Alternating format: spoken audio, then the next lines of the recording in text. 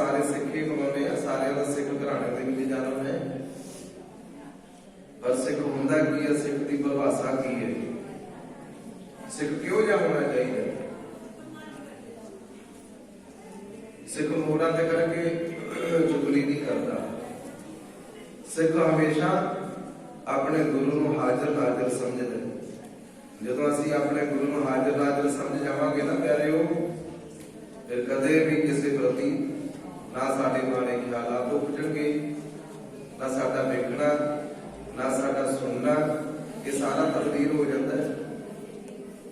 माड़े पासे नहीं जाता मनुष्य, हमेशा चंगे पासे की ख्याल एक उदों होंदे है जदों गुरु कृपा करता है। गुरु की बख्शिश लैण दे लई नेता होंगे ना हमारा सब कुछ करता है। सच्चे बादशाह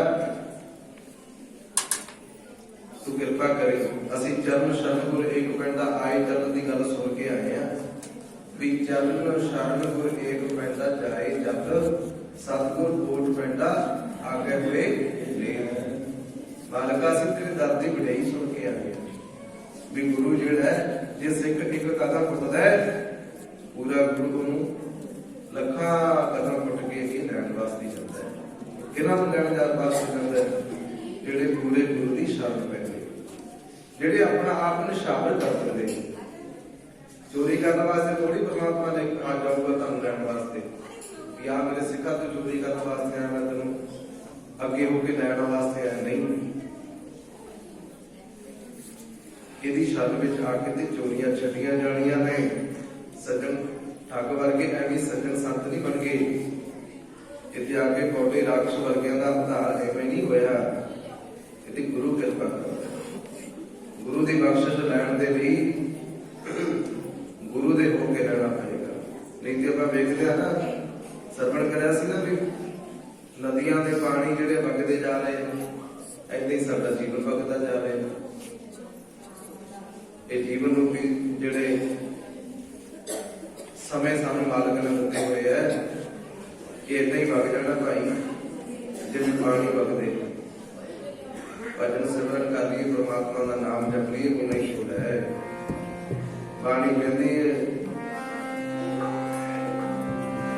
पानी जो नदियां दे एक बारी बह गए,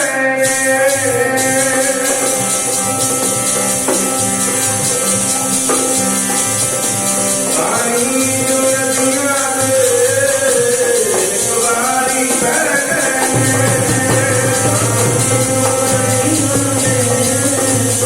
एक बारी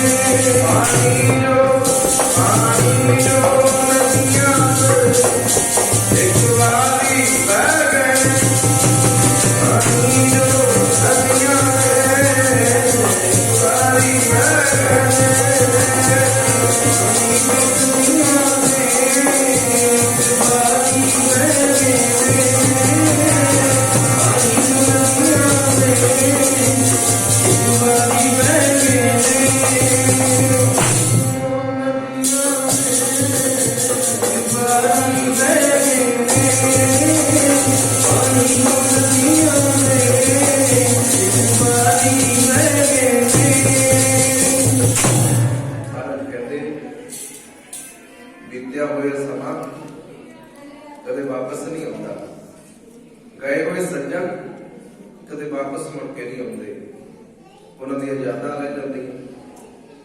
ਸਰਦਾਰ ਅਮਰ ਸਿੰਘ ਜੀ ਹੋਣੀ ਗਏ, ਹੁਣ ਸਰੀਰ ਕਰਕੇ ਮੁੜ ਕੇ ਥੋੜਾ ਆਉਣਾ ਹੈ। ਯਾਦਾਂ ਨੇ ਪਰਿਵਾਰ ਭਾਵੇਂ ਘੱਟ ਕਰ ਲਵੇ ਭਾਵੇਂ ਵੱਧ ਕਰ ਲਵੇ, ਜਦ ਸੰਬੰਧੀ ਫਿਰ ਗਏ ਤੋਂ ਬੰਦੇ ਦੀਆਂ ਯਾਦਾਂ ਕਰਦੇ। ਸਮਾਂ ਲੰਘਦਾ ਜਾ ਰਿਹਾ, ਸਮਾਂ ਬਤੀਤ ਹੁੰਦਾ ਜਾ ਰਿਹਾ। ਮਾਂ ਆਪਣੇ ਪੁੱਤਰ ਨੂੰ ਜਵਾਨ ਹੁੰਦਿਆਂ ਵੇਖ ਕੇ ਖੁਸ਼ ਹੁੰਦੀ ਹੈ। ਜਨਨੀ ਜਾਗਤ ਸੁਧ ਵੱਡਾ ਹੁੰਦਾ ਹੈ। ਮਹਾਰਾਜ ਕਹਿੰਦੇ ਪਰ ਕਹਿੰਦੇ ਘੋੜੀ ਮਾਂ ਇਹ ਨਹੀਂ ਜਾਣਦੀ, ਇਤਨਾ ਗੁਜਰ ਗੁਜਾ ਜਾਣਾ ਕਿ ਦਿਨ ਦਿਨ ਅਬਦ ਘਟਦਾ ਹੈ।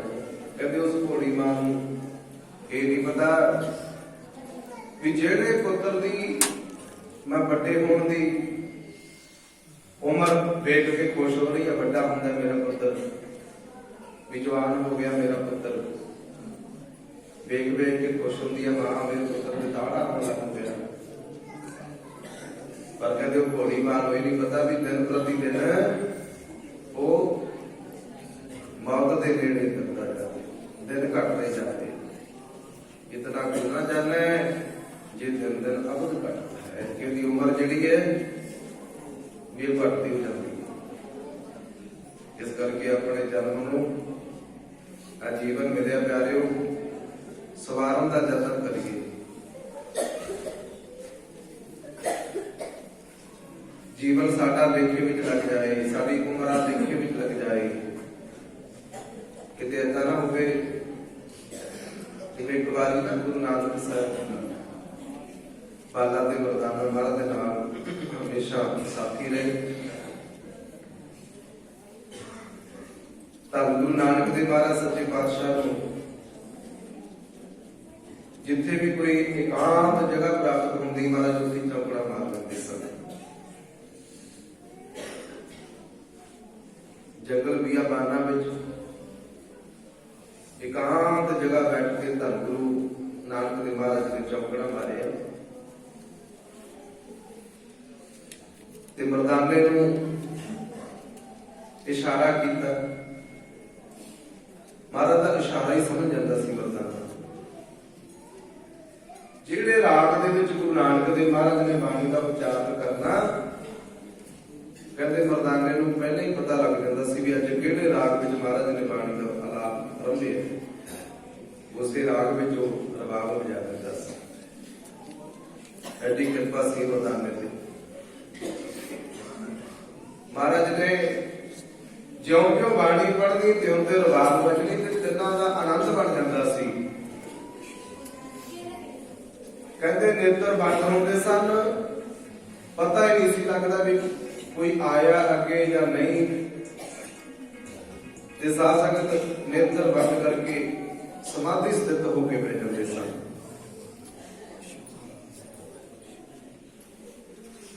ਹੁਣ ਆਪਾਂ ਬੈਠੇ ਆ, ਆਪਾਂ ਇੱਕ ਦੂਜੇ ਨੂੰ ਆਉਣ ਜਾਣ ਦਾ ਵੇਖਦੇ ਆ, ਆਪਣਾ ਧਿਆਨ ਨਹੀਂ ਰੱਖਦਾ ਆਪਣਾ ਕਿਸੇ ਦਾ, ਜਿਹੜਾ ਵੀ ਕਿਉਂਦਾ ਕੌਣ ਆਇਆ ਕੌਣ ਗਿਆ। ਜੇ ਨੇਤਰ ਬੰਦ ਕਰਕੇ ਬੈਠਾਂਗੇ ਫਿਰ ਸਾਨੂੰ ਪਤਾ ਨਹੀਂ ਲੱਗਣਾ ਕੋਈ ਆਈ ਜਾਵੇ ਕੋਈ ਜਾਈ ਜਾਵੇ, ਫਿਰ ਸਾਡਾ ਧਿਆਨ ਵਿਚਾਰ ਵਿੱਚ ਜੁੜ ਜਾਂਦਾ ਹੈ, ਫਿਰ ਧਿਆਨ ਨਹੀਂ ਹੁੰਦਾ। ਸਤਿਗੁਰੂ ਗੁਰੂ ਨਾਨਕ ਦੇਵ ਮਹਾਰਾਜ ਸਾਹਿਬ ਚੌਕੜਾ ਮਾਰਿਆ ਹੋਇਆ, ਨੇਤਰ ਬੰਦ ਨੇ ਬੈਠੇ ਹੈ, ਮਰਦਾਨਾ ਜੀ ਰਬਾਬ ਵਜਾ ਰਹੇ ਹੈ ਤੇ ਸਾਧ ਸੰਗਤ ਬਾਲਾ ਜੀ ਚੌਰ ਮਰਦਾਨ ਦੀ ਸੇਵਾ ਕਰ ਰਹੇ ਮਹਾਰਾਜ ਤੇ। ਕਹਿੰਦੇ ਮਰਦਾਨੇ ਦਾ ਧਿਆਨ ਹਿੱਲ ਗਿਆ। ਰਬਾਬ ਵੱਜਦੀ ਵੱਜਦੀ ਸੁਰ ਤੋਂ ਬੇਸੁਰੀ ਹੋ ਗਈ। ਜਦੋਂ ਰਬਾਬ ਵੱਜਦੀ ਵੱਜਦੀ ਸੁਰ ਤੋਂ ਬੇਸੁਰੀ ਹੋ ਗਈ, ਗੁਰੂ ਨਾਨਕ ਸਾਹਿਬ ਮਹਾਰਾਜ ਦੇ ਵੀ ਨੇਤਰ ਖੋਲੇ ਵੀ ਅੱਜ ਮਰਦਾਨਾ ਕਿਤੇ ਚਲਾ ਗਿਆ। ਚਲਾ ਗਿਆ ਦਾ ਮਤਲਬ ਵੀ ਮਰਦਾਨੇ ਦਾ ਧਿਆਨ ਨਹੀਂ ਲੱਗਿਆ। ਮਹਾਰਾਜ ਨੇ ਉੱਥੇ ਹੀ ਆਖਿਆ, ਕਹਿੰਦੇ ਮਰਦਾਨਿਆ ਉਹ ਭਾਈ ਕਿੱਥੇ ਚਲਾ ਗਿਆ? ਕਹਿੰਦੇ ਮਰਦਾਨਿਆ ਕਿੱਥੇ ਆ?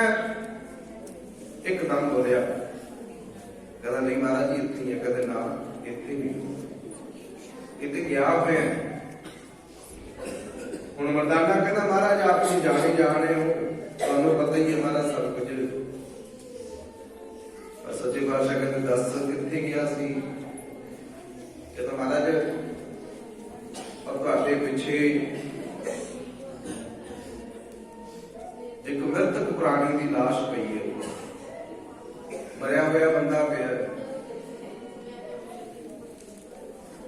दूरों ਉਹਨੂੰ ਵੇਖ ਕੇ ਬਘਿਆੜ ਆਇਆ ਭੱਜਿਆ ਖਾਣ ਵਾਸਤੇ। ਉਹਨੂੰ ਭੁੱਖ ਤੋਂ ਉਹਨੂੰ ਦੇਖ ਕੇ ਉਹਦੇ ਸਰੀਰ ਨੂੰ ਵੇਖ ਕੇ ਉਹਦੇ ਪੇਟ ਨੂੰ ਵੇਖ ਕੇ ਐ ਲੱਗਦਾ ਵੀ ਜਿਵੇਂ ਭੁੱਖ ਦਾ ਸਤਾਇਆ ਹੁੰਦਾ ਹੈ। दूरों बड़ा भज्या आया पर महाराज आया ते खान वास्ते थी उन्हें मरते प्राणी को खाता कहने आले दुआले गेड़ा मार के मुड़ गया। सच्चे बादशाह कहते होर की वेख्या कहते महाराज दोबारा फिर बुलाया कहते फिर कहते महाराज फिर ਉਹਦੇ ਅੰਗਾਂ ਨੂੰ ਸੁੰਘਣ ਲੱਗ ਪਿਆ। ਮ੍ਰਿਤਕ ਪ੍ਰਾਣੀ ਦੇ ਅੰਗਾਂ ਨੂੰ ਸੁੰਘਦਾ ਹੈ, ਕਦੇ ਪੈਰ ਸੁੰਘਦਾ ਹੈ, ਕਦੇ ਹੱਥ ਸੁੰਘਦਾ ਹੈ, ਕਦੇ ਮੁਖੜੇ ਨੂੰ ਸੁੰਘਦਾ ਹੈ। महाराज कहते फिर खा लिया? कहता नहीं महाराज फिर भी नहीं खाता। कहता महाराज वापस हो गया। वो दूर खड़ा है। सच्चे बादशाह कृपा करके हम पूछेंगे मेरा शंका निवृत्त करो। मेरे तो मन में शंका आ गया भी आया तो खान से हूं खाता क्यों नहीं? महाराज तुसी कृपा करो। सच्चे बादशाह कहते मर्दाने उसे बघियाड़ ने पूछ ले भाई उन्हें बाज मार। तो बघियाड़ ने पूछ ले भी तू आया मुर्दे को खान वास्ते तेरा खाजा मांस खाना तू खाता क्यों नहीं? साथ संगत कहते बघियाड़ लेने आया। ਜਿਹੜੀ ਜਦੋਂ ਬਘਿਆੜ ਆਇਆ ਗੁਰੂ ਨਾਨਕ ਦੀ ਨਜ਼ਰ ਪਈ ਉਹਦੇ ਪਹਿਲੀ ਨਜ਼ਰ ਨਾਲ ਹੀ ਸਾਧ ਸੰਗਤ ਪ੍ਰਮਾਤਮਾ ਦੀ ਐਡੀ ਵੱਡੀ ਕਿਰਪਾ ਹੋ ਗਈ ਸੀ ਗੁਰੂ ਨਾਨਕ ਸਾਹਿਬ ਦੀ ਕਿ ਉਹਦੇ ਇੱਕ ਵਜਰ ਉਹਦੇ ਕੰਨਾਂ ਵਿੱਚ ਪੈ ਗਿਆ। ਉਹਦੇ ਨਾਲ ਹੀ ਸਾਰੀ ਸਮਝ ਆ ਗਈ ਸੀ। ਕੀ ਸਮਝ ਆਈ ਉਸ ਬਾਰੇ ਉਹ ਬਘਿਆੜ ਦੇ ਮੂੰਹ ਮਰਦਾਨਾ ਜੀ ਆ ਕੇ ਪੁੱਛਣ आया। महाराज कहते पूछ भाई मर्दाने पूछे तू बघियाड़ नूं? कहते मर्दाना पूछण लग्या भी बेटवन को प्रतीत हुंदा भी तू भुखा बहुत है, मांस खाना ये तुहाडा खाजा है। तू आया सी भज्या मतलब आके परिक्रमा करके मुड़ गए। दोबारा फिर आया फिर तू हंगा को सुन के मुड़ गया कि मेरे अंदर शंका भी क्यों निवृत्त कर। मेरा गुरु कहता भी ये तो ही पूछे ही दसेगा। जब गुरु नानक की मेहर हो जाती है फिर गूंगे भी बोल पैंदे भाई। बोलिया सी ना गुरु हरकृष्ण महाराज जी का बुलाया हुआ गुरु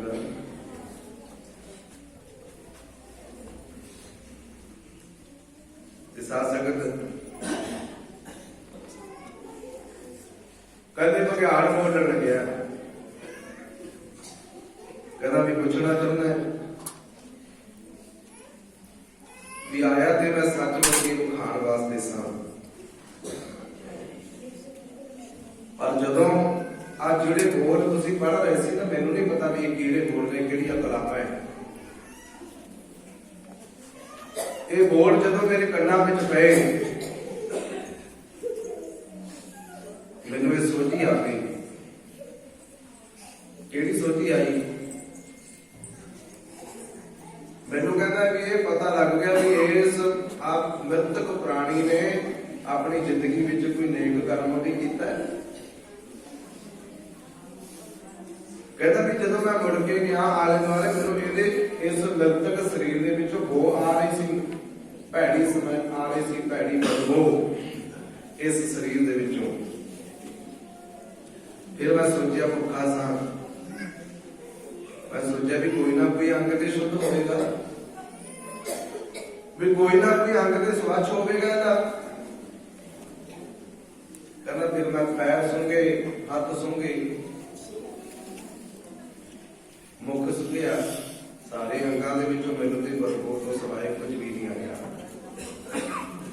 भाव की सी भी पैरों नाल चल के कदे चंगे पासे नहीं सी गया, हत्थां दे नाल किसी दे प्रति चंगा नहीं कीता, नेत्रां दे नाल किसी प्रति चंगा वेखिया नहीं, कन्नां दे नाल कदे सुनिया नहीं प्यारे हो चंगा, हमेशा बुराई वल वधदा गया। वो बंदिया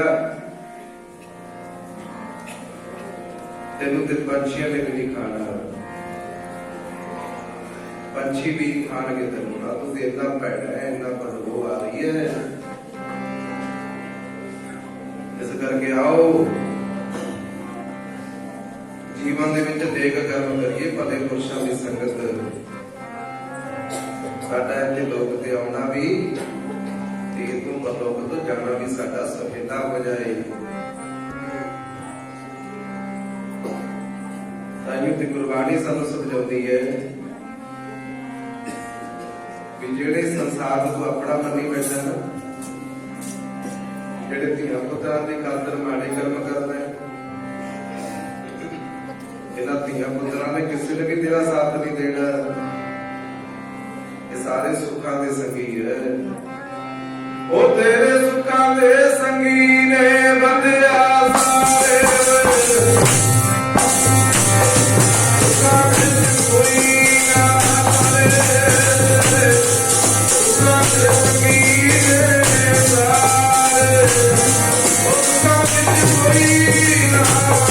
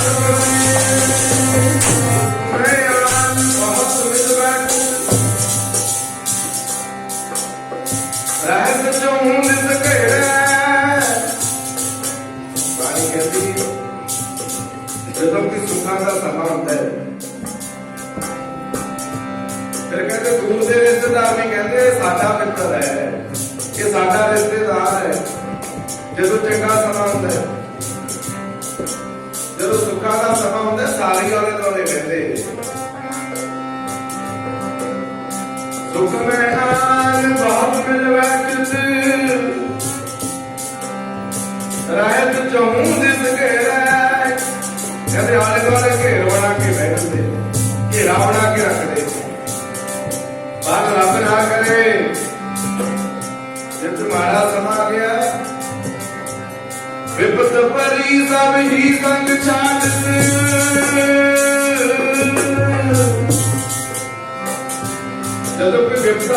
आ जाता है, फिर सारे संग छड़ जाते हैं।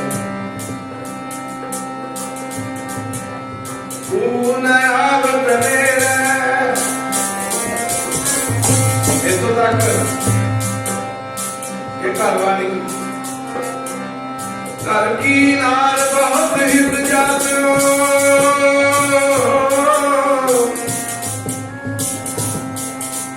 सदा रहत संग लागी। कहते घर वाली की जी नाल हमेशा रहती है, जिदा इतों का प्यार होता है घर वाले का, सदा अपने नाल रहती है। पर जब ही अंत तजिए काया,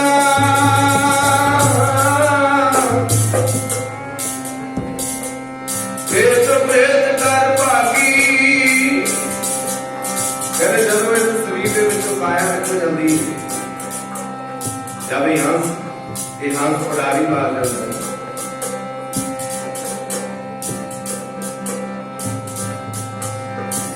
शरीर में जो श्वास निकल जाते,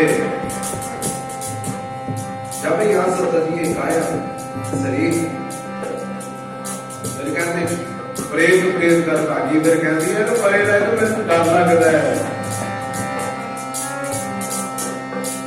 जब ही हंस तजिए काया, प्रेत प्रेत कर भागी।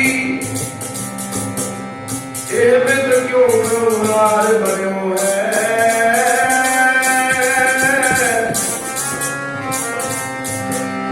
ये बद क्यों व्यवहार बनो है। जाचो न्यो लगायो,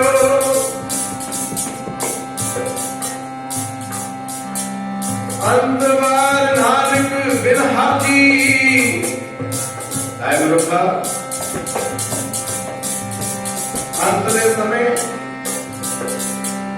बिना तो परमात्मा तो, नानक बिन हाथी परमात्मा तो बिना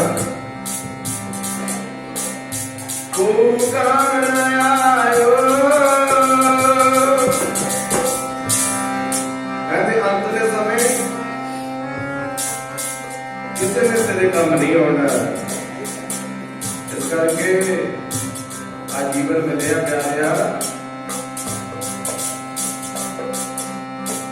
जीवन को परमात्मा का नाम जप के सफला बना है।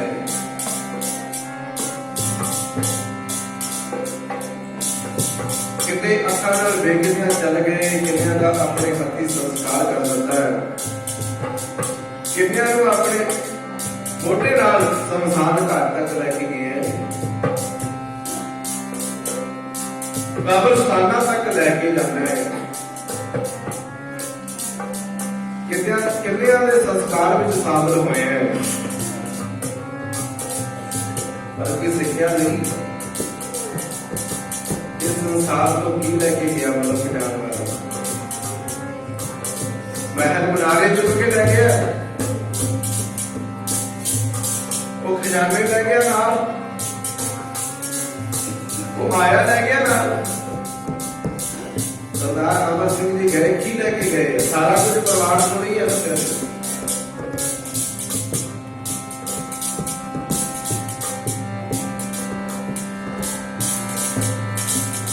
कहते ऐसा समा आ जाता है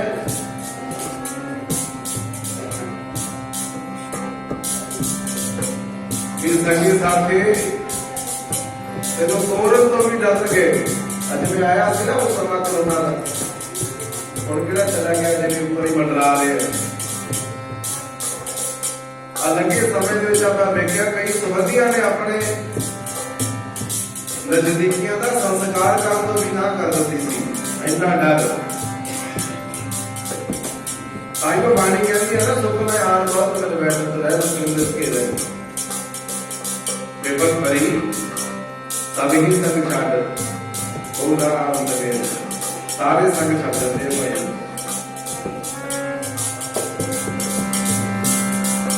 करके जाने वाला जे खजाना इकट्ठा कर ले तो नाम का खजाना इकट्ठा कर ले, ताकि वो निरंकार की दरगाह में जान मेरे तेरे पन्ने हो गए कुछ परमात्मा के नाम तो बिना ये झोली खाली है भाई। परमात्मा के नाम तो बिना खाली अपना सारे जितना जप लवांगे वो समझ नहीं पूरी खजाना है। अपन कहते हैं वो बंदा अमीर है जिसको